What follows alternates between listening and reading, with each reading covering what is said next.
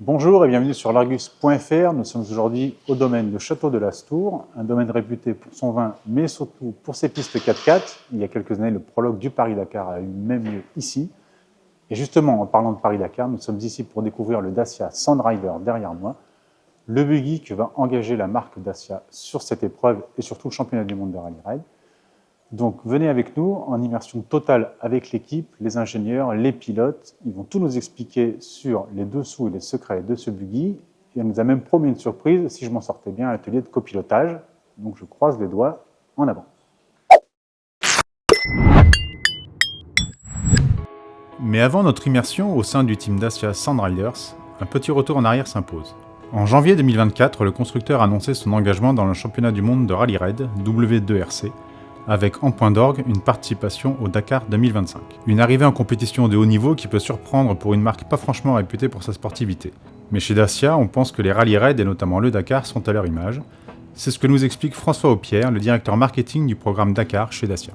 On a déjà une image outdoor et en fait le Dakar ça nous ressemble déjà dans la base. Après créer une notion sportive, on crée surtout quelque chose de global. Après on s'est vraiment entouré de nos partenaires. Par exemple, on sait que dans le groupe, nous il y a Alpine, donc Alpine est capable de nous aider pour le développement des moteurs, etc. Donc on a pris aussi la partie technique et la partie design chez Dacia. On a essayé de picorer un peu partout.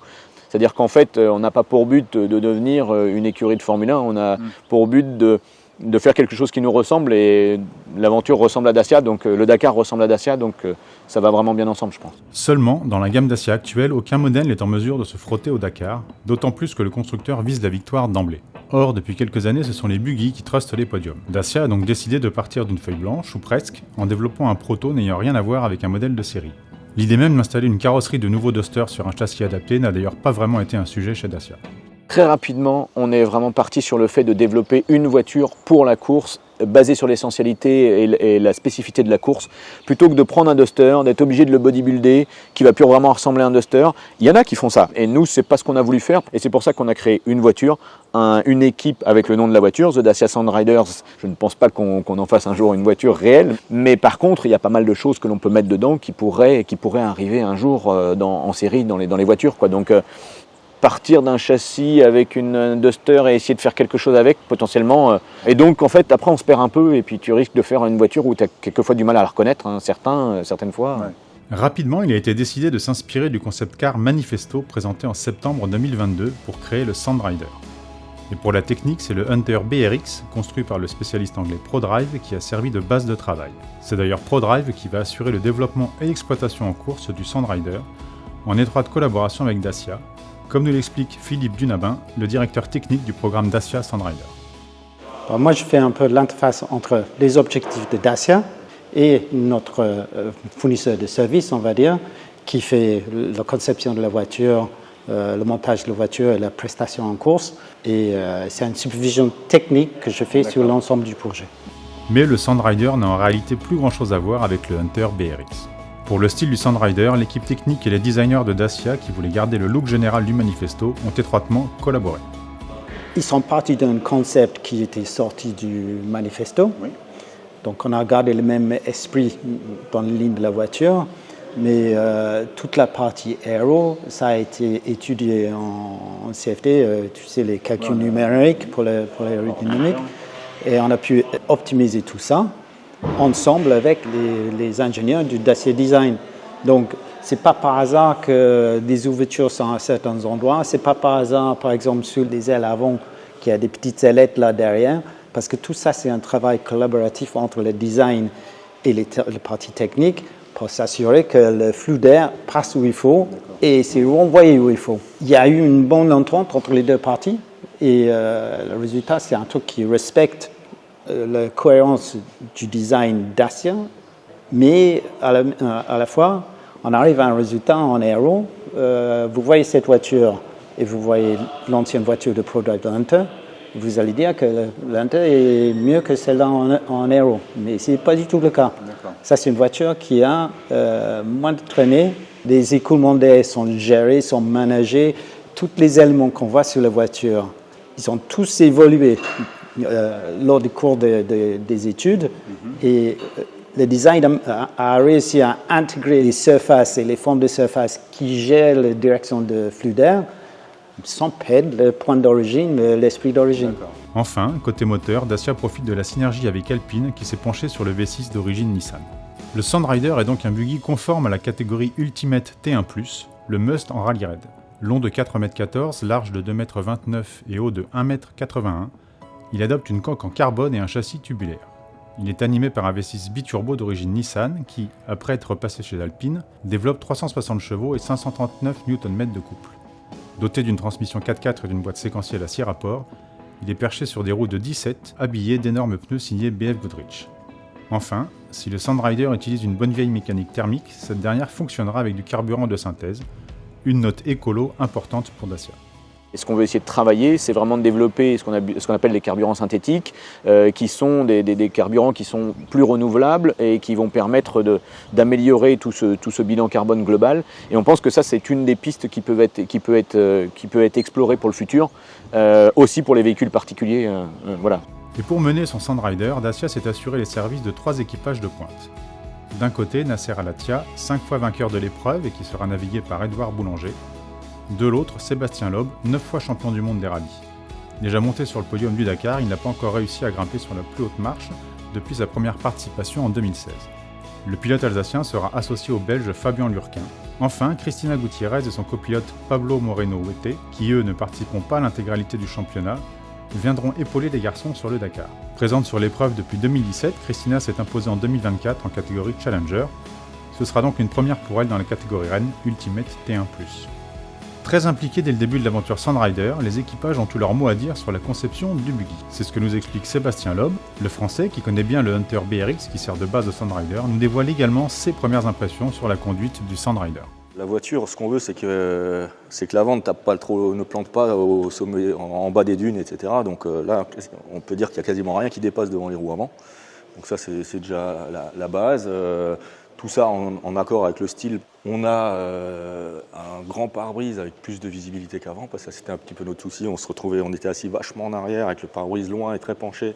Et en sommet de dune, on ne voyait rien. Donc ça a été aussi une des grosses bases de conception de la voiture, c'est d'optimiser la visibilité. Ça, c'est du style, mais c'est mis en place de façon à ce qu'on voit en dessous et que sur les sommets de dune, on puisse quand même voir devant. Après, au niveau des suspensions, on est resté assez proche de ce qu'on avait avec le Hunter. On a gardé la même géométrie de suspension qui fonctionnait plutôt bien, en renforçant évidemment tout ce qu'on cassait, donc les biellettes, les triangles supérieurs, etc.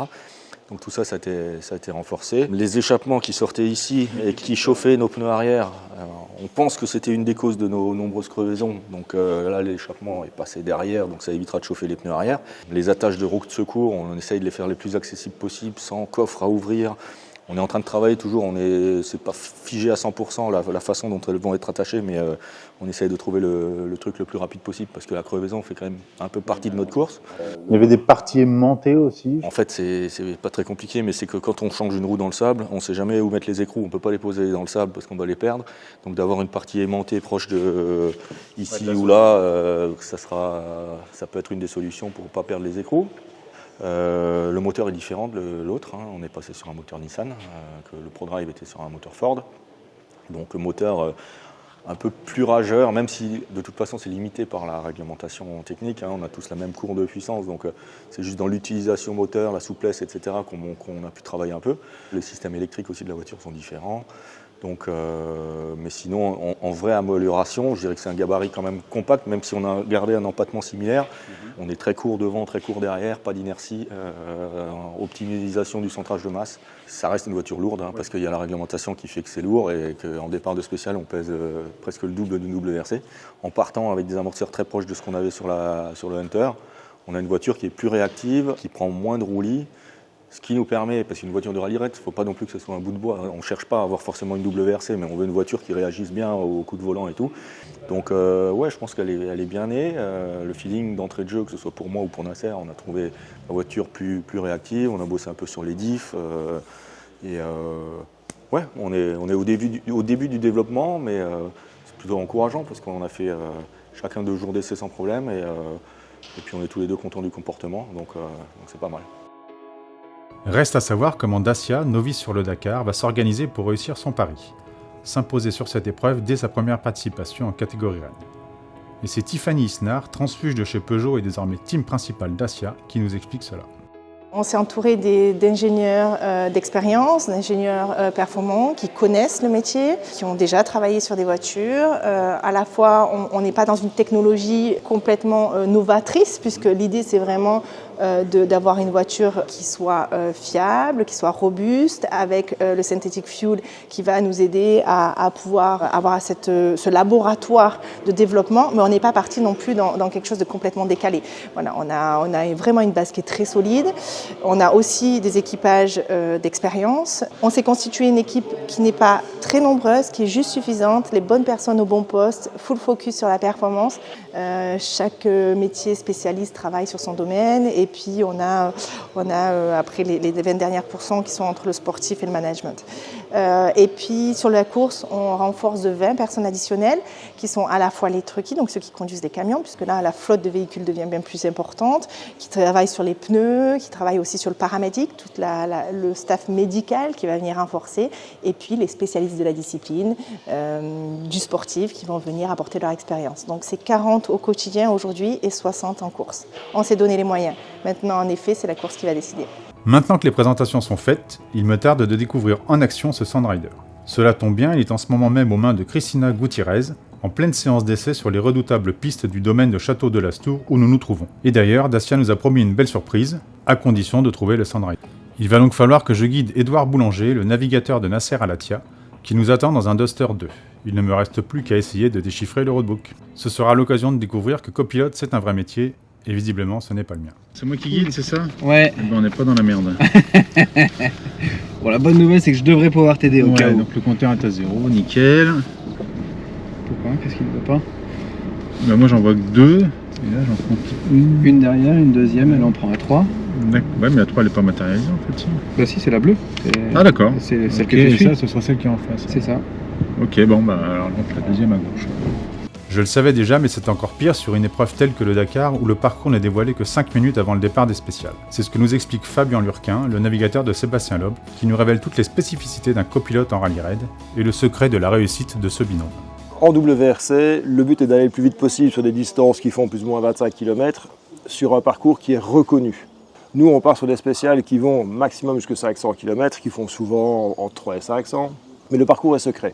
Et le parcours nous est révélé au moment où on monte dans la voiture, 5 minutes avant de prendre le départ. Les notes sont les mêmes pour tout le monde. Et moi, mon rôle consiste à interpréter ça sur l'instant, à trouver des mots et le moins de mots possible, tout en étant complet pour transmettre ça à Seb et que Seb fasse le taf. On a un autre atout, Seb et moi, c'est qu'on est tous les deux issus de l'aéronautique. Donc Seb est pilote d'hélico privé, il a un grand nombre d'heures et il pilote son hélico un peu comme il pilote une voiture de course. Moi, je viens de l'aviation de ligne, un peu la même chose. Donc ça veut dire qu'en termes de procédure, parce que ce sont des milieux très procéduriers l'un comme l'autre, on s'est dit avec Seb, vu qu'on part un petit peu dans l'inconnu, essayons de structurer comme un plan de vol et de se dire voilà, s'il arrive ça, on fait ça. S'il arrive ça, on fait ça. Tel virage comme ça, tu veux que je te l'annonce comment? Quand c'est un truc comme ça, est-ce que tu veux que je t'annonce un T ou... Donc on a standardisé la phraséologie pour qu'il n'y ait pas le moindre doute dans son esprit quand je dis un mot que ça représente, voilà, précisément c'est ça que je dois faire avec mon volant. Et on remet ça à jour à chaque fois qu'on fait une erreur, ou à chaque fois qu'on pense qu'on peut améliorer le truc. Mais finalement, et grâce au sens de l'orientation d'Édouard Boulanger, bien plus aiguisé que le mien, nous arrivons à bon port. C'est ici que nous attend Cristina, qui a la gentillesse de faire une pause dans sa séance d'essai précieuse, ce n'est que la deuxième fois qu'elle roule avec le Sandrider, pour accueillir un sac de sable pas franchement rassuré ni franchement alerte pour s'encastrer dans le baquet dédié normalement à Pablo Moreno Huete. Ready? Yes.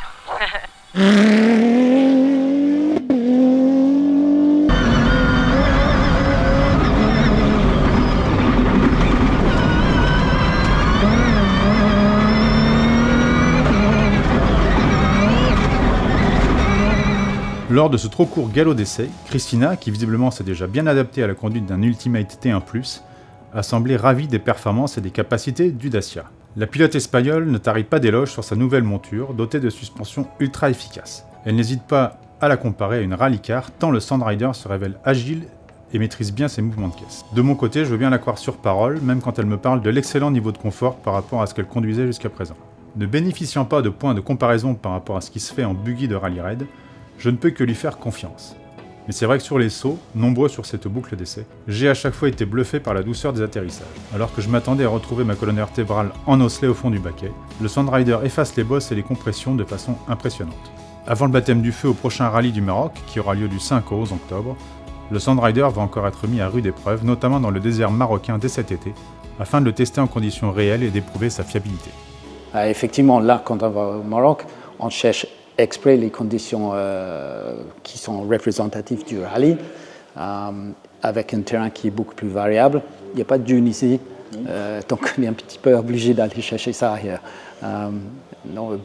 Là, on part pour une deuxième phase où on doit vraiment assurer le truc numéro 1 du Rally Raid, qui est une voiture qui est fiable. Et c'est éviter les problèmes, c'est le numéro 1. Après, on va chercher un peu de performance. Mais numéro 1, c'est éviter les problèmes. Encore en pleine phase de développement, le Sandrider semble, de l'avis des 3 pilotes, déjà bien né.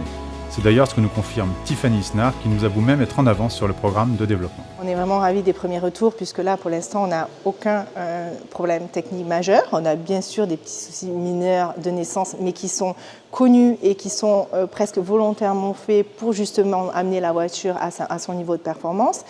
Donc pour l'instant, on arrive à faire des kilomètres, engendrer des kilomètres sans souci technique, sans arrêter la voiture. Donc on peut se dire qu'elle est bien née, donc on est en confiance sur ce point-là. On est directement passé à la phase 2 d'essai, alors qu'on était censé y passer 3 semaines plus tard. Donc on est presque un petit peu en avance sur le planning. Maintenant, on a quand même toujours nos marges de manœuvre, puisqu'on n'est quand même pas encore allé sur des longues runs, des longues endurances. Et là, peut-être que le retour d'information va aussi être différent, et on a en effet tout prévu à l'atelier pour pouvoir rapatrier la voiture au plus vite, la remettre en configuration et repartir sur notre phase d'essai.